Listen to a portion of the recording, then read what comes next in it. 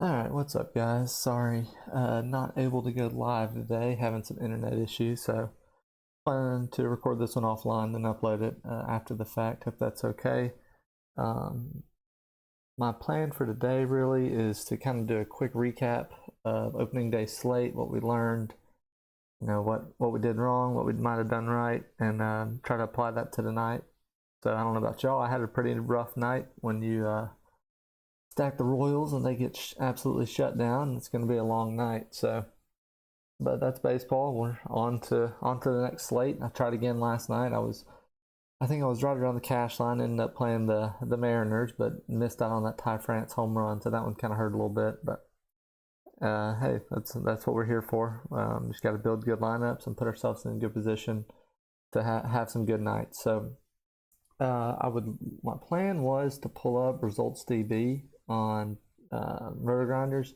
A good place to kind of recap the last slate, but they seem to be having some early season issues with that, and maybe just getting reconfigured now that the new season started. But that's a good tool to use. It actually updates live. You can kind of follow along with the popular stacks, ownership, what certain players have done, what certain like DFS players as well have done in different contests. So that's a good place to look. So I'll probably just start here since we don't have results DB, and the Draftkings website was kind of giving me troubles too. I was trying to pull up just a contest from the other night, and that was kind of giving me a hard time. So I have it up in my app right here on the side. We can kind of walk through. The biggest story of yesterday was just the ownership on the Braves. I think that kind of goes without saying, especially in the single entry contest, which will be what I focus on. Just because I enter all the single entry contests 1 through 121, so kind of got a good spread there. From what I saw, and I have the daily dollar up right now. We can go through pitchers and just kind of give a quick recap of their ownership and if we agree and how we maybe should have handled that. So McClanahan had 42%, about what we expected. Ended up getting, I think, that sixth inning of work, which was kind of what we weren't sure of going into the slate. It was like if he was getting 5 innings, he might not be a top pitcher, but if he can get to that sixth inning, then he's absolutely going to pay off that salary. So absolutely would not fault you for playing him. I'll recap my lineup at the end, and McClanahan will be a major talking point there. Cole 27%, definitely lower than I expected. That's a great pitcher for that ownership. So really with pitchers, their ownership is most likely going to be accurate. So there's no reason to get too crazy on pitchers. The variance is just that much smaller. If Ronald Acuna has a bad night, he's going to get 0 points. If Garrett Cole has a bad night, he might get 12. So the variance there on pitchers is a lot lower. So you can get different on pitchers, but especially as we get fewer aces per slate, as they kind of get mixed and matched on different days throughout the year, you'll be able to find, you might be able to get off one of the top pitchers, but it's really tough to kind of get off both pitchers. That was kind of my issue. I ended up going down to Corbin Burns. I played Cole and Burns, thinking that McClanahan ownership would just be a little too outrageous, and I thought by spending up on two pitchers close to 9K, it would give me a different stack and kind of give me a different lineup. But that Burns might have been getting a little too cute. It's easy hindsight, but he just had a bad day. Couldn't find the strike zone. I think he had more walks yesterday than he had all of spring training. So it just happens. Green 19%, Scherzer 18, Fried 14. That all seems about right. Fried just unlucky with the injury. He was kind of doing what we expected. On track to go 6 innings, couple hits, 1 run, but low strikeouts. That's just what you're going to get from Fried, really. Probably less than a strikeout per inning with a high chance at a win, but he went out just a little too early to get that win bonus, so that kind of hurt. Snell, what exactly we expected. He'd have a wild night, but he'd get a ton of strikeouts. So I don't think he even got through the 5th inning, but he had 9 strikeouts. So that's just what you're going to come to expect with Snell. DeGrom, we were kind of off of him anyway just because of the pitch count. They, of course, came out and dominated. I think he got 2 Ks on 10 pitches in the first inning, but he kind of got roughed up a little bit. So we'll just have to wait and see. There's no reason to worry about DeGrom until he gets no limit on his pitch count, especially I'm sure his price will continue to come up a little bit. The biggest thing I noticed was Nola was only 6% in the daily dollar. So, of course, hindsight, well, it's easy. He got smoked by the Rangers. Well, I mean, it's not the right way to think about it. I mean, he was projected up there with Fried and maybe Scherzer, Hunter Green. He was all right in there with those guys. So to get Nola at 6% ownership when Fried was at 14, I'd take Nola every day. So I mean, it's just unfortunate that he kind of got slapped around a little bit yesterday. But if you took Nola as your way of getting different, whether you played some Braves or played some Twins, and you're going to use, Nola and Cole or Nola and McClanahan or something like that, I don't think there's any reason to kick yourself up over that. I mean, that was a reasonable construction. It just didn't work out. So that's just be something we have to follow along with. Of course, there's guys like Logan Webb, Pablo Lopez, Marcus Stroman that just had insane days, and I mean, that's just going to happen from time to time. They're going to be so low owned that it really doesn't affect you. I mean, I think Stroman was like 2% owned. I mean, so what if he's 2% owned? That's just, you can just forget about it. There's no reason to get that different at pitchers. Pitchers are usually pretty predictable with what we can expect for their innings pitched and their strikeout rate and then just the opposing team total for that day. So there's no reason really in trying to catch lightning in a bottle and take Logan Webb against the Yankees and he get 12 Ks. I mean, I think that was a career high, and you just chalk it up to a good night for him. But there's no reason to really concern yourself with that in DFS, especially in single entry. If you're 150 maxing or something, then you can sprinkle some of those pitchers in your player pool. But there's no reason to in single entry. Moving to the hitters, though, we definitely saw a lot of ownership on the Braves. Ozzie Albies 45%, Riley 46%, Cunha 37%. So that was definitely higher than I was expecting. As we got closer to lock, I think the Twins team total actually passed the Braves. Maybe that was with the weather. I think it ended up being like mid-60s, 20-mile-an-hour wind blowing out in Minnesota. So I was a little surprised to see the Braves that high owned. But then again, like I talked about yesterday, if you are going to play, Brave stack, I mean, they're one of the higher owned teams on the slate, you can do that, but there are absolutely ways to build it different. I think if you went Darno over Murphy, it costs you $100 extra dollars in salary, and Darno outscored Murphy by 22 points. And I think it was similar at shortstop. Oz ended up with 8 points, and let me check. Orlando Arcia had 9 points. So basically the same point production for fraction of the ownership. Arcia was 2% owned, and Ozzy was 45. So there are ways to get different, but in these single entry contests, I think so many people just they build their cash line up and then they just slap it in a single entry just in case it pops off. So these hitters that are chalky, I mean, that's something moving forward that you might lean when you're trying to decide. Okay, it's going to be McClanahan, Cole, Braves, and Twins. You can't play all four of those. You need to get off at least two. Maybe in these single entries, we just move more to changing the batters. The batters are so much more varianced.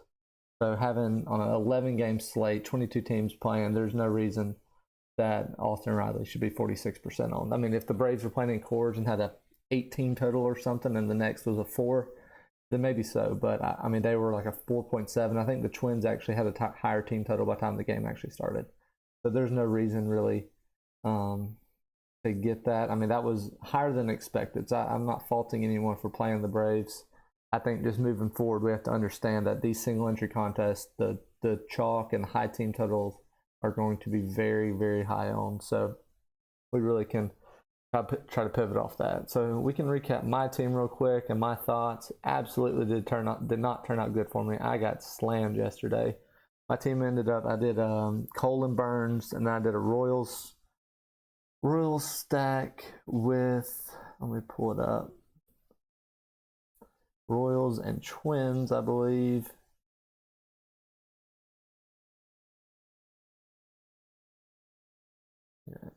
Let's see.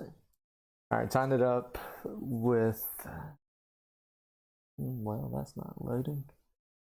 Pulled up the night slate. I don't know if y'all played that, but kind of had to have Ty France and Will Smith, and I took the Kyle Raleigh, Freddie Freeman route. I barely missed out there. I was kind of on the right track, but I was splitting hairs and chose the wrong catcher, which kind of happens sometimes. But all right, we can get mine up now. So I ended up going the Royal stack. My thoughts there were I wasn't going to 5-man the Braves or the Twins. So that kind of left me on 3 teams: the Orioles, the Pirates, and the Royals. So when it came down to it, I really just outweighed the weather in that Minnesota Kansas City game. Like I said, it was mid-60s, 20-mile-an-hour wind blowing out. I think the bat had it classified as an extreme hitter's umpire, and that was enough to kind of sway me that direction. Obviously, hindsight, the Orioles were the team you had to have, but that game was in Fenway. It was mid-40s and cold, so that was my decision making going in. I think either one was right. My only regret really with my team is having the Royals at sub 5% ownership. I should have just played McClanahan and Cole. There was no reason to get off both stud pitchers when I had such a low on stack. So I think I forced in Burns when I didn't necessarily have to. I had a low on stack, and I should have just taken don't call it free points, but the cheap price on McClanahan and just lock that in. So my team ended up being Cole, Burns. My 5-man for Kansas City was Melendez, Pasquantino, Massey, Dozier, Bobby Witt. Outfield was Buxton, Kepler, and Friedel for the Reds. Once Friedel got put in the 2-hole, I felt like that was a good one-off. He was already kind of on my radar as a value play. I think he went from the projected 5-hole to being locked in the 2-hole. So I like that, but just didn't work out. Had a couple of Twins. Looking back, I really think I just over prioritized the weather in that Minnesota Kansas City game. I was worried about this cold weather in the Northeast. So that hindsight didn't turn out, but that's my process. I'm going to kind of continue with that. I mean, Melendez was up with the bases loaded and grounded into a double play. So sometimes it just, you're one hit away from really busting it open, and it just didn't work out that way. But on hindsight, the Orioles that were just running wild. I mean, the weather doesn't matter. I mean, the how far the ball flies and stuff doesn't matter when you steal 5 bases. I know Matteo had 2 steals. Mullins had 2 steals. I think another guy, maybe Frazier, had a steal. So that's something we'll have to keep an eye on, is the Orioles running. But really, I mean, obviously stolen bases across the league were up. I just pulling this up real quick. You can see the last 4 seasons compared to this year. Really, league-wide stolen base success rate is basically 75% over the last 4 years. And then yesterday we saw it at 91%. So that's just something we're going to have to keep an eye on. If that's the case, some of these stolen base guys are going to be getting a huge bump, and we'll probably see their prices increase to compensate for that. I mean, I know there was a video of Acuna yesterday when he got on in the first inning. Once he realized Corbin picked off twice, he was licking his chops over there ready to run, and he ran. First pitch, it was foul ball. The next pitch, he was running again, and there was nothing the Nats could do about it. So stolen bases are definitely going to be a hot topic as the season continues, and we'll just have to continue to watch that. And that's the case, guys like Matteo and Mullins and guys that we just know are going to run. I mean, we're just going to have to kind of mix them into our lineup. So it might be a good place, as for a cheap guy, if he has such a high stolen base upside, or maybe a one-off that could get you, 10 points, even though he's not in your stack. So, all right, let's move forward to tonight's slate, though. I think that was kind of all the recap. If you played the night slate last night, really it was the Angels, Dodgers were the highest ownership. I kind of targeted the Cleveland-Seattle game with mainly Seattle hitters. That was kind of my team of choice last night. And like I said, I went with a Seattle 5-man that included Cal Raleigh with a Freddie Freeman one-off. I played that over a Will Smith one-off with a Ty France included in the stack, which was a difference in about 40 points and about $500. So just happens sometimes. I mean, really, the process I used is I prefer to have the catcher in my stack just because that's usually a low-scoring position like we talked about yesterday. So catcher, I like having him in the stack. And then Freddie, his spot in the batting order kind of lined up better with my other Dodgers. I had Mookie, so Mookie, Freddie back-to-back. I like that a little bit more. So, it sucks the outcome, but that's my process, and it works out more for me more times than not. So we just got to move on to the next slate. So tonight's kind of a weird slate. We go from opening day with all 15 teams playing to this with 5 games. I guess some teams are just playing a 3-game series Thursday, Saturday, Sunday. So this is what we're working with tonight. This is kind of a tricky slate. I mean, to be the second night, I would expect a lot better pitchers actually. That's just not the case tonight. We can kind of go through it and try to find some plays, because I'm not really sold on what the ownership's going to be, or even where it should be, because just of these pitchers we have tonight. So first game is Mets Marlins. Even money right now, 3.75 team total for both. David Peterson 6.6K versus Jesse Luzardo 7.8. I know yesterday the Marlins kind of got to Scherzer a little bit, and then the Mets kind of beat up Sandy as well. This is both just kind of a low strikeout total for both of these guys. I know Luzardo has a little bit more upside in my mind as a starting pitcher, and Peterson had some good starts as well last year. But I don't know.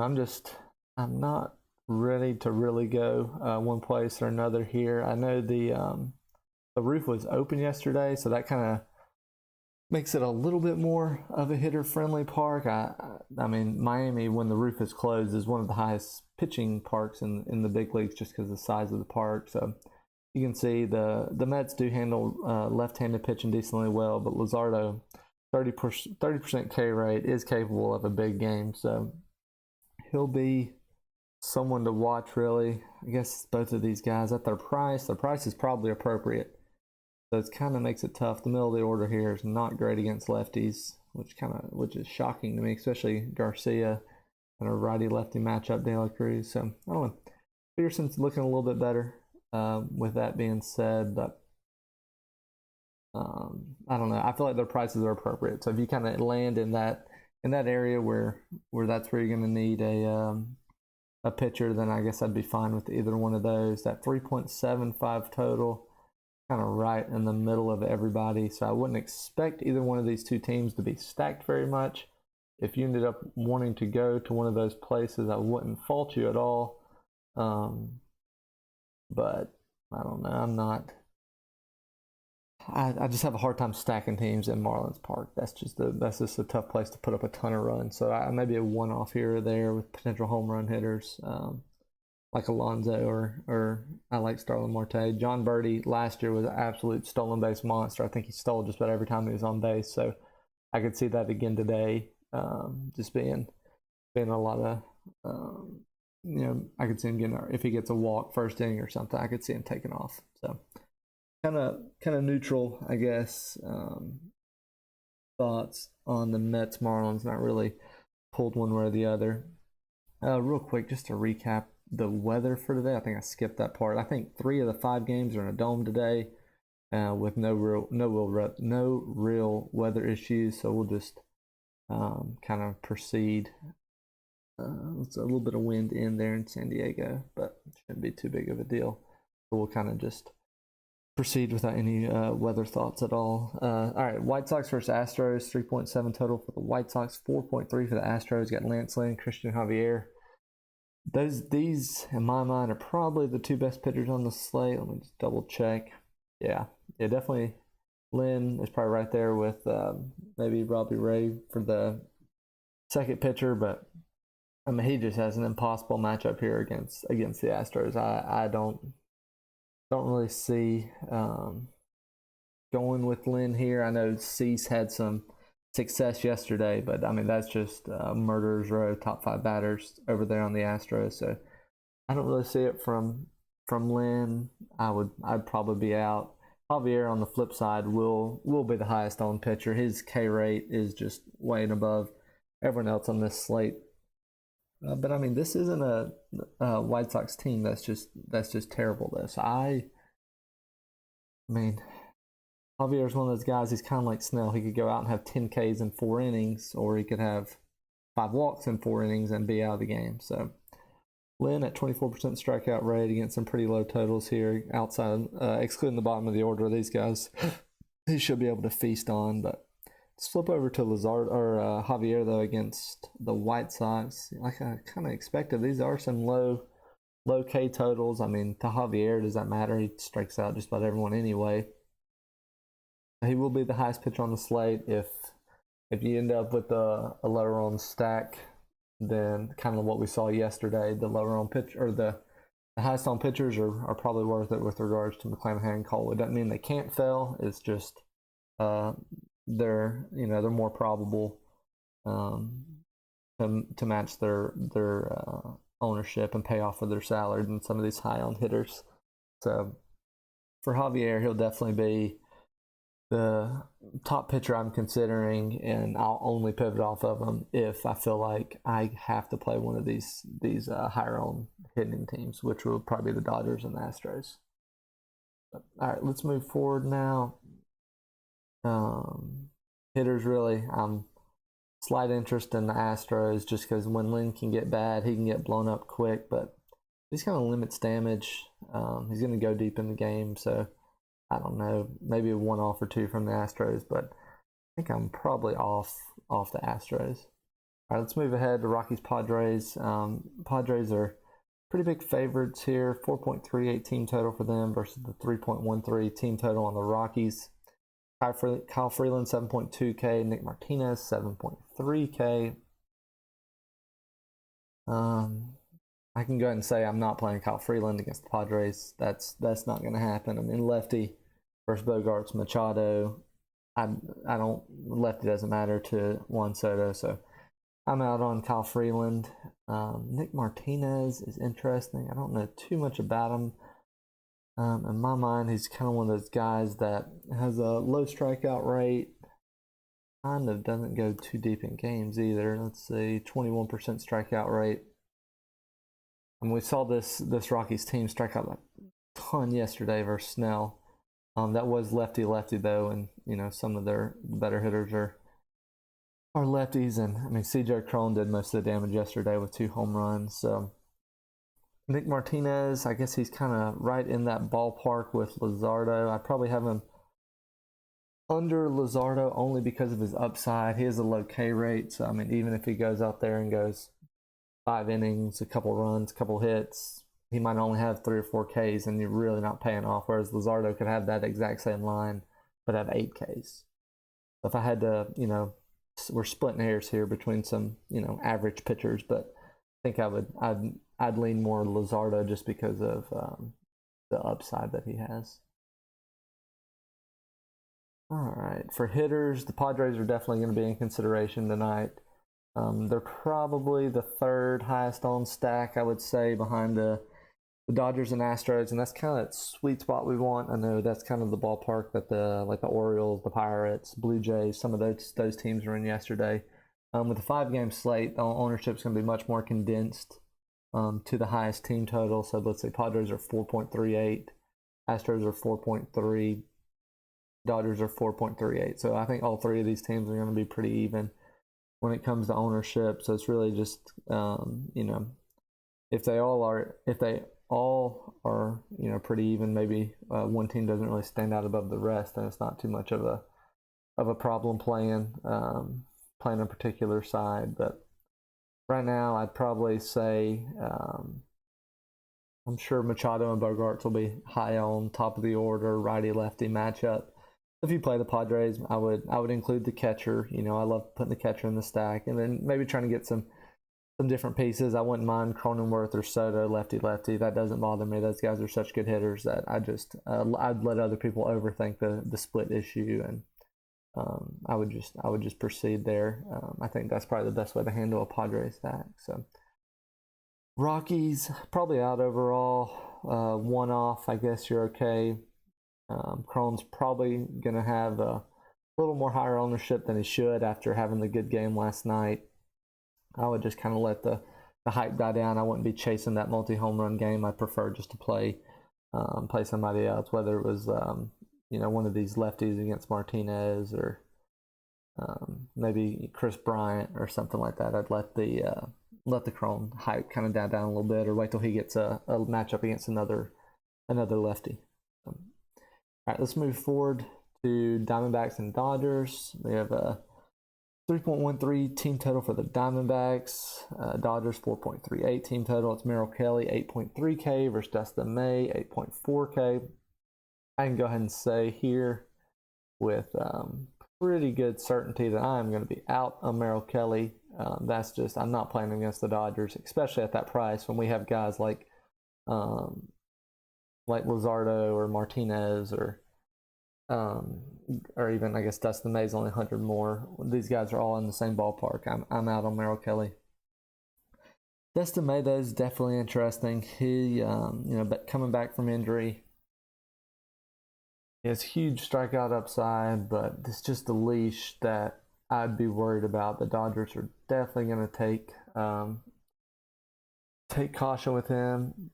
Let me see if there's a projection out there on how many pitches he may throw. That's something I would look into. I'm actually shocked that his K percentage is that low. His stuff is filthy, so seeing only 22% is kind of surprising.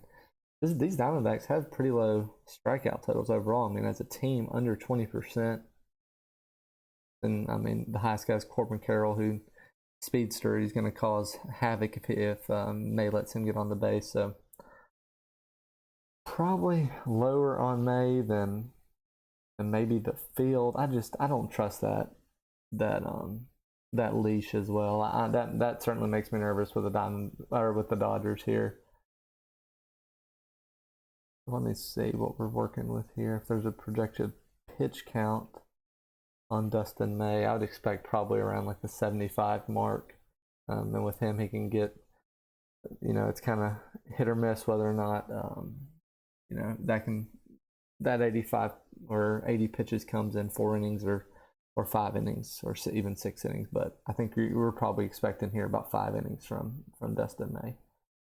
So that being said, the Diamondbacks prices are really nice. I mean, when you look here, we have Corbin Carroll 3.1, Marte 4.4, and then the rest of the lineup is under 4K at the middle and under 3K at the bottom. So that the Diamondbacks prices are definitely makes them playable today. I think if you were to pair them, you could really get some high priced one-offs, whether that's like Julio Rodriguez or some of these guys from Dodgers, Freddie, Will Smith, Mookie Betts. I think that pairing probably works out pretty well, and it probably allows you to build a pretty balanced team. I don't think they'll be too owned with respect to their projections. So you just have to. I mean, it's kind of like I did with the Royals. I mean, if you take a lower on stack, you need your pitchers you pay up for to really pop off, and I didn't get that with Burns, but you need your one-offs you pay up for to really go off too. And Buxton, I think, had a triple, but nothing too crazy. So I would definitely have the Diamondbacks in the mix, but I mean, if you're not playing the Diamondbacks, if you're more on the Dustin May side, I'm not faulting you there, because this is, like I said, a slim pitcher slate, and if you trust the strikeout potential, I guess the leash on May, then he's worth considering. So, all right, going to the Guardians Mariners. Guardians 3.3 total. Mariners 4.17. It's Hunter Gaddis versus Robbie Ray. Hunter Gaddis is a younger guy. I think he's made 2 starts last year. I saw both did not go well. Versus Robbie Ray, who's as hot and cold as it gets. Robbie Ray chalk, feels like he always fails. Robbie Ray one-off, or Robbie Ray on a low all night, feels like he absolutely goes nuts. So you just have to understand what you're getting yourself into when you play Robbie Ray. He can get you -10 and he can get you 40. And there's, very rarely nights in between. It's usually on one of the extremes, but that's just what happens sometimes when you play guys like Robbie Ray. But the upside's there. I mean, he has, Cy Young 2 years ago when he was with the Blue Jays, I believe. Let's pull up this game and we can dive into the numbers a little bit here and see. The only problem is Indians do have a low strikeout total. I know Castillo got to him a little bit yesterday, but didn't have an absolutely insane day. So yeah, it looks like the bottom of the order, high strikeout totals here. But I mean, we have Juan Rosario and Ramirez and Bell. It's going to be the same story every day. These guys are going to have low strikeout totals, so it's going to be hard taking a picture against the Guardians. And that price for Ray, he's more than more than Lynn, more than Lance Lynn, more than Javier, more than Dustin May. That, I don't know. His ownership, I think, will be in check.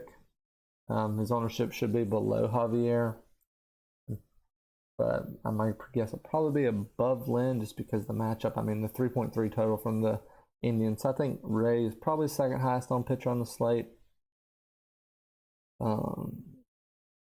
But I don't know, that low total for the Indian or the Guardians definitely makes me proceed with caution. So just kind of recapping, it seems like after kind of looking through it, this is my first look really too for diving into this slate. So I think I have more love in Javier now after looking at this. I mean, might be one of those things that, you know, he might be 40+% on, but you play him and you just try to get different elsewhere.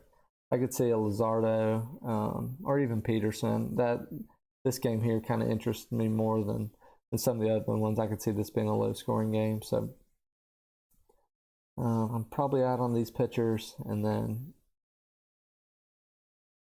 then I guess deciding between Ray and May. So I would say Ray, Dustin May, Luzardo, and Javier are probably the pitchers that I'm considering tonight, and then I'll just kind of see.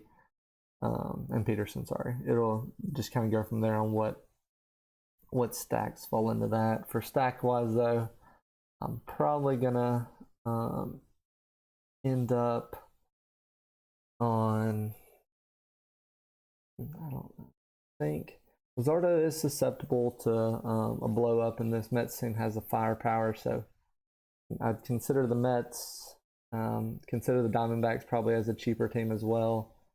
And then, of course, maybe some one-off from the Astros and Dodgers. I'd expect those, like I said, to be the two highest on teams. So that'll probably be one-off central there between the Astros and Dodgers. And then I could see myself going Padres, Mets, Diamondbacks stack, most likely. Oh, and even Mariners, too. Sorry, forgot about that against the rookie.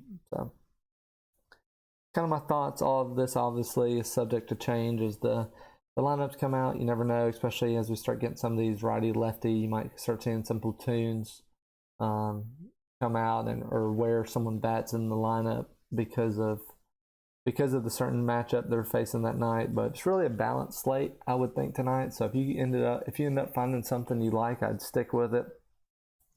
You don't have to get too crazy. Like I said, I think the ownership here on a 5-game slate, it'll be a little more chalky in the high on places, but everything in the middle should be there for the taking. Like I said, I think the Diamondback or the Dodgers, sorry, outside the Dodgers, you're probably okay to just about play whatever you want. So, all right, that's my thoughts for the March 31st 5-game slate. This is kind of a weird start time. Let me check. Yeah, 6:40 p.m. Eastern time, 5:40 here for me Central time.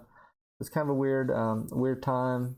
We're only got 5 games. Hopefully we can kind of get on a more routine schedule, you know, with about 8 to 10 games a night.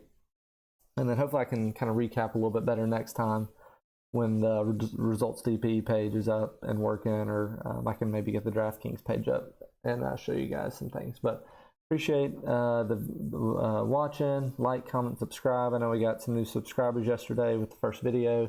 I appreciate that. Go ahead and, if you get the chance, subscribe to the video. That way you'll know when I go live or when I post a new video. I'm just at the mercy of my internet at this point. I mean, I think I was pulling like 5 megabits per second this morning, and that's just absolutely insane. So live stream is not possible with that. So when that's the case, I'll just have to record and upload after the fact. So appreciate all the support, and I will see you guys at the top.